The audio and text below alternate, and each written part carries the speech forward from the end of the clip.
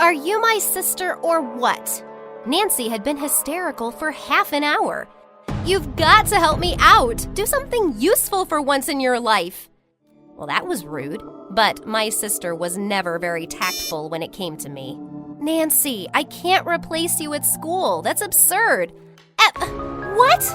Well, of course you can. We're twins. Nancy shoved a pile of clothes in my hands. Come on, get dressed. I have to do your makeup.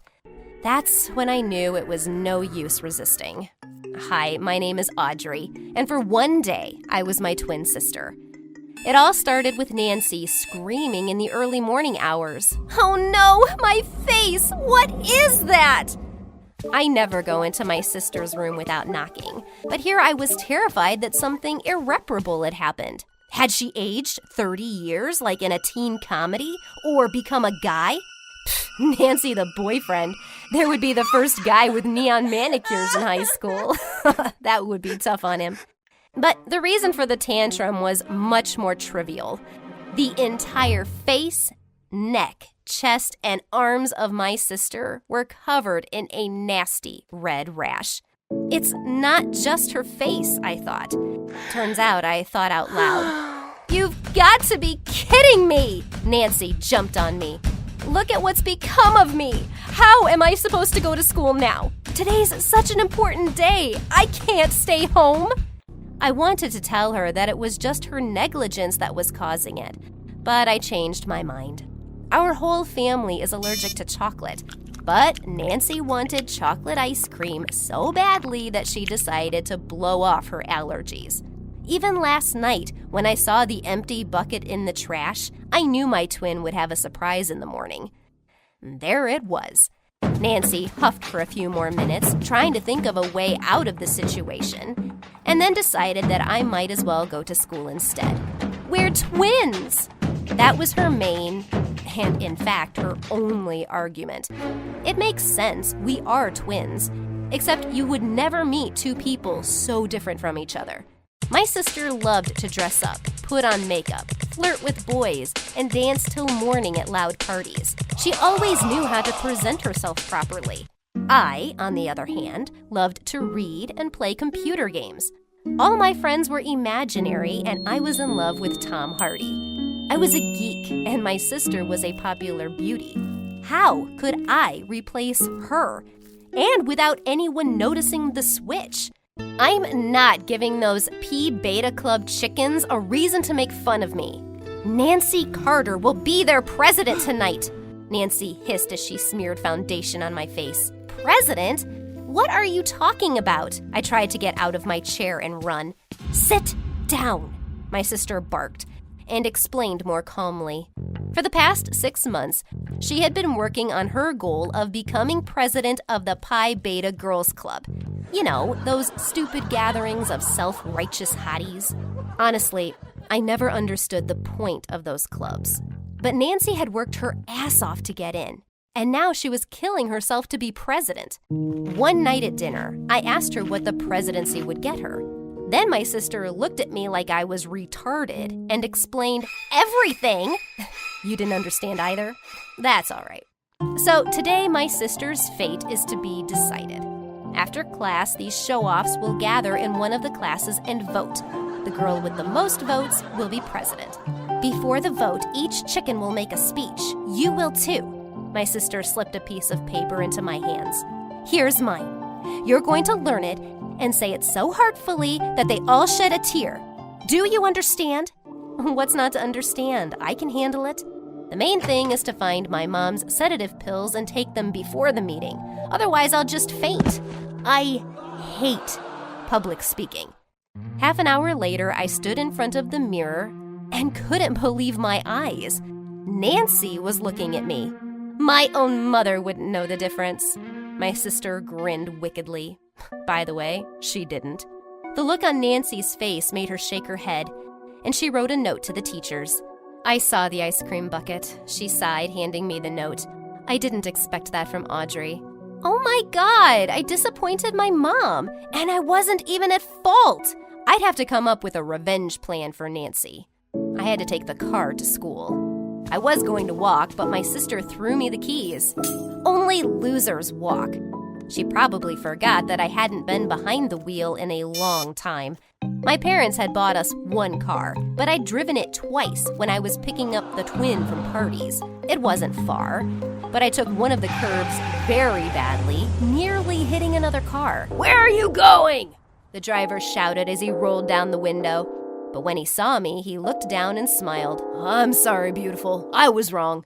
Clutching the steering wheel with my shaking, sweaty hands, I tried to do what Nancy always did on such occasions. I waved my hair proudly and hit the gas, almost running into another car at a stoplight.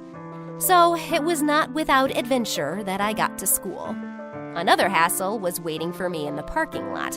I could not figure out how to squeeze my car between two other cars. I was getting nervous, school was about to start, and I was still struggling.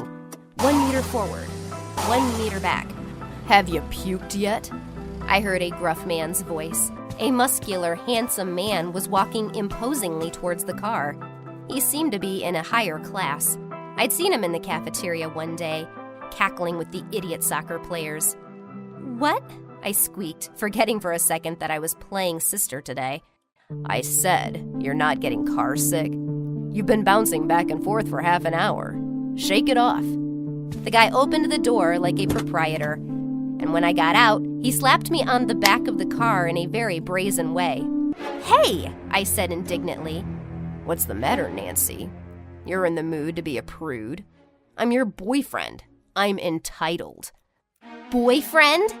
While the handsome guy parked the car, I frantically dialed a text message to my sister. I had no idea Nancy was seeing someone. "None of your business," my twin replied. "Not my business, but what's his name at least?" That's how I met Harry, a handsome but very cocky guy who my sister had been dating for 2 weeks.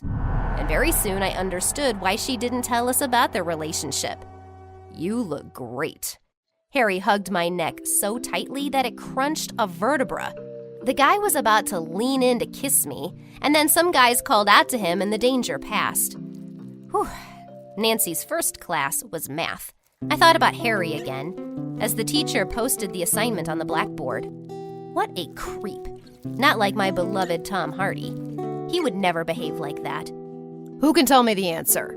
My teacher's voice snapped me out of my reverie about my favorite actor. Forgetting my role as Nancy, I quickly solved the problem in my mind and raised my hand. The teacher's eyebrows went up. "Miss Carter?" I called out the answer. It was correct, of course. And then I realized what I had done. My sister would never solve this example. She had trouble adding 2-digit numbers in her head. "I'm sorry," I said for some reason, blushed, and spent the rest of the lesson trying not to notice how everyone was looking at me. After class, the teacher asked me to stay for a bit. "Nancy," he began uncertainly, "I have to be honest. I didn't think math was your thing, but today you solved a problem so easily." "I'm sick," I blurted out the first thing I could think of, and I hurried out of the classroom, so as not to say something stupid again. Ugh, I was such an idiot. Now he would think Nancy was crazy. I stayed as focused as possible in the rest of the class and tried to act exactly like my sister, dumb and not doing anything. Oh, how hard that was. I never thought it would be so hard to be stupid and beautiful. I was especially pissed off at the guys who kept whistling and making stupid jokes at me as I walked down the hall. Who could possibly like that?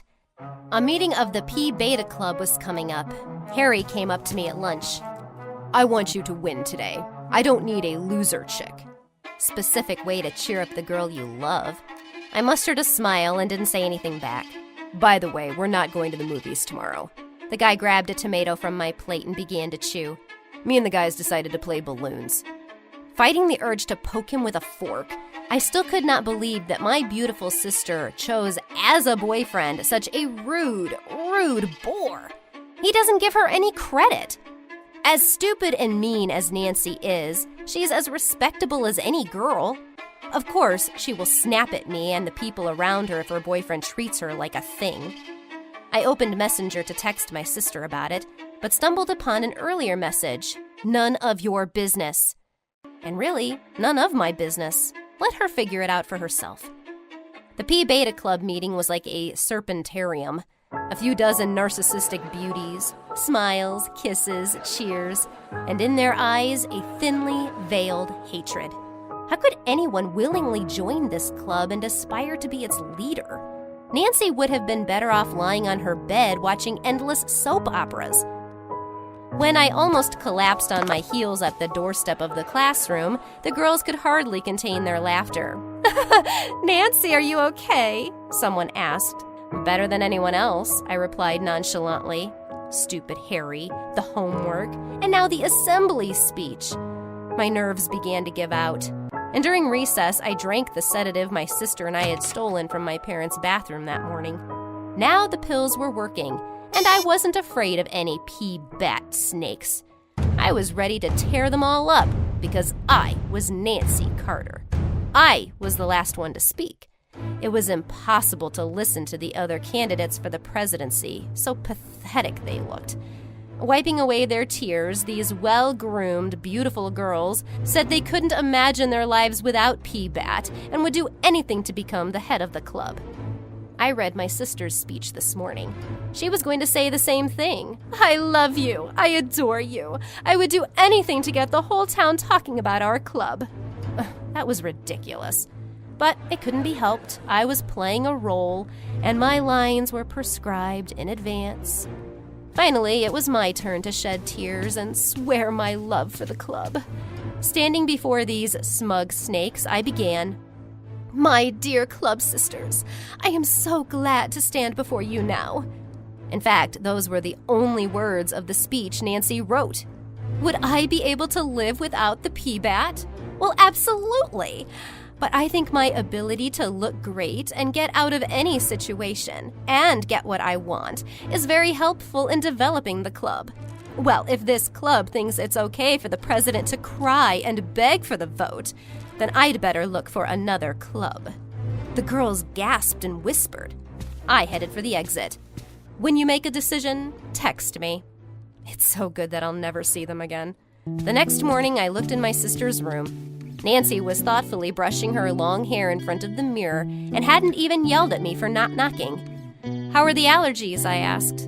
"It's better now." My sister turned to me. "One of the girls filmed your speech at the P-Bat. I think you overdid it a little bit. They elected me as president, but I decided to give up the position." I couldn't believe it. Nancy had been going at it for so long, and now she's giving it up? But why? Why do you think my sister decided to give up her position as club president? And why did the girls choose her? I'm waiting for your comments below the video. Comments below the video. Comments.